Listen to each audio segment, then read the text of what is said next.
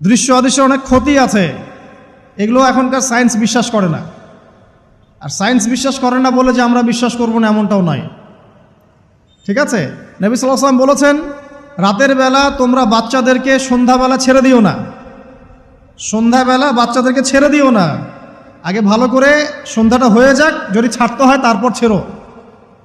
তারপর রাতের রাত যখন গভীর হবে তখন তোমরা এলোপাথালি ঘোরাফেরা করো না, রাস্তাঘাটে বনে জঙ্গলে ঘোরাফেরা করো না, কারণ এই সময় এমন কিছু মাখলুককে আল্লাহ পাক ছেড়ে দেন যাদেরকে তোমরা দেখো না।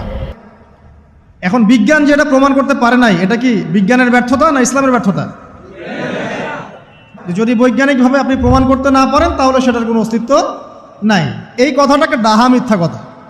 যদি মুমিন হতে চান তাহলে এই কথার উপরে এসে ইসলাম কবুল করতে হবে। যদি মুমিন মুসলিম হতে চান এই কনসেপ্টটার ঊর্ধ্বে এসে ইসলাম কবুল করতে হবে।